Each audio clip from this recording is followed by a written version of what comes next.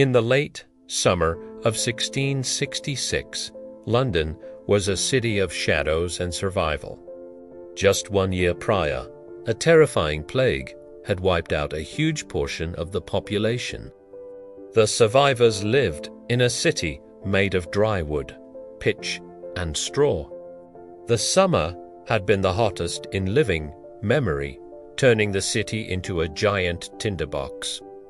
No one knew that a single spark in a small bakery would soon change the face of the world forever.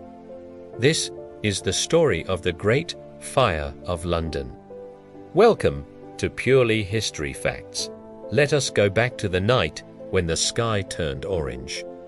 The disaster began at midnight on Sunday, September 2nd.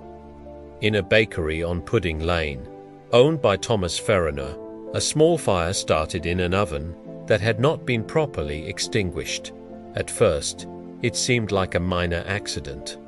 Fariner and his family escaped through a high window, but the flames quickly spread to the timber buildings nearby. Within hours, the fire reached the warehouses on the Thames riverfront. These buildings were filled with tallow, oil, and spirits. They were essentially giant bombs. The fire feasted on these supplies, growing into a massive wall of heat that moved faster than a man could run. The Lord Mayor of London, Thomas Bloodworth, was woken up to see the fire. His response became a symbol of failure. He claimed the fire was so small that a woman could put it out with a bucket of water. He refused to order the destruction of houses to create firebreaks because he was worried about the cost of rebuilding. Because of this hesitation, the fire gained strength. By the time the sun rose on Sunday, over 300 houses were already gone, and a strong wind was pushing the flames deeper into the city. Panic gripped the population.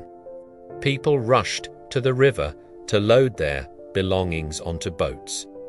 The streets became blocked with carts, crying families, and the sound of buildings collapsing. By Tuesday, the fire reached its most terrifying peak. It surrounded the massive St. Paul's Cathedral. At the time, the cathedral was undergoing repairs and was covered in wooden scaffolding. The fire climbed the wood and ignited the roof. The heat became so extreme that the massive lead roof began to melt. Eyewitnesses described a horrifying scene, a river of molten lead flowing down the streets like lava. The stone walls eventually exploded from the intense pressure, and the greatest landmark in London was reduced to rubble. The air was so hot that birds fell from the sky, and the smoke could be seen from miles away in the countryside. King Charles II finally took command. He joined the firefighters and helped pass buckets of water.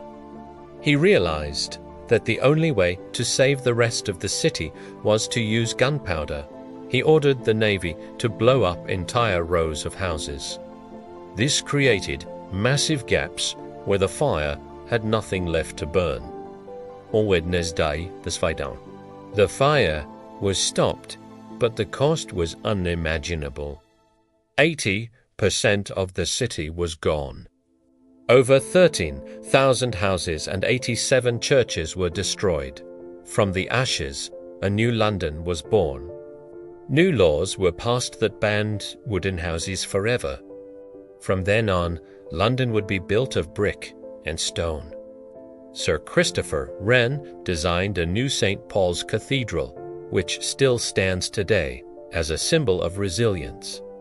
The fire was a tragedy, but it paved the way for the modern, safer city we know now. Thank you for watching this deep dive into the archives. Subscribe to Purely History Facts for more stories from the past.